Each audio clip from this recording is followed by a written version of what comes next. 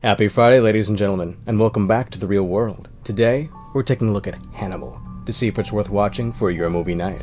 It's time for a real recommendation. Spoilers ahead.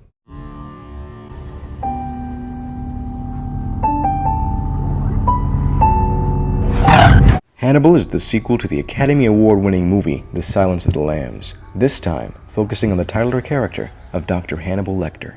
The film is dark and twisted, and occasionally pretty gory. Definitely not for the faint of heart, or weak of stomach.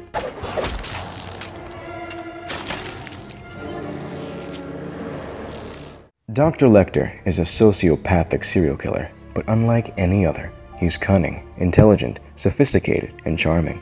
He's a cultured gentleman with a refined taste for human flesh. Lecter is an extremely interesting and compelling character in his own sick and twisted way.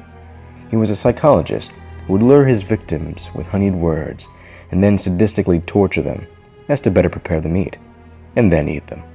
Anthony Hopkins brings this menacing and terrifying character to life beautifully, and every single word he speaks builds the suspense, turning Hannibal Lecter into one of the greatest movie villains of all time. Dr. Lecter is a great character, but he's even more compelling when pitted against a challenge. This takes place in the form of FBI agent Clarice Sterling, who returns from the first film, albeit with a different actress, to hunt down Lecter. Sterling and Lecter's relationship go beyond your typical cop and criminal. In many ways, she's the only one to have ever mentally challenged him.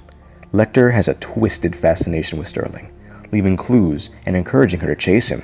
It's this relationship that makes the series so interesting. The incorruptible agent and the malevolent killer. Almost like a romantic version of Criminal Minds.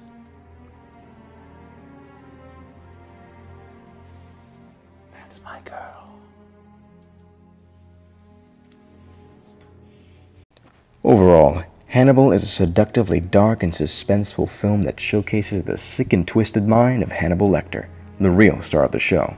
While not as good as Silence of the Lambs, Anthony Hopkins is extremely entertaining and fun to watch, and more than enough to carry the film on his own. The film ending may not be as dark as the original book ending, but it's still satisfying, depending on your opinion.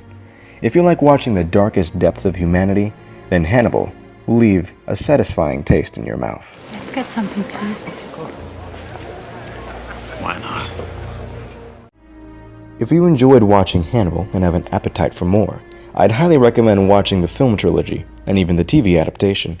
Unfortunately, they're not available on Netflix as of today, but if you want something available and in a similar palette, then The Right is a horror film starring Anthony Hopkins in a similar dark persona. Well, that's it for this week's Real Recommendation. Thanks for watching. And for all those times when you can't go to theaters or don't like what's playing, but just can't decide what to watch at home, be sure to keep it on The Real World. Like and subscribe for more videos every Friday, and follow us on Instagram for updates. And tell us in the comments what you're going to watch this weekend. This has been John, and whatever you end up watching, I wish you all a real good weekend.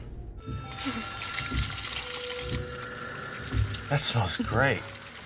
Yes. Let's try it on, please. I would really like some. It is good.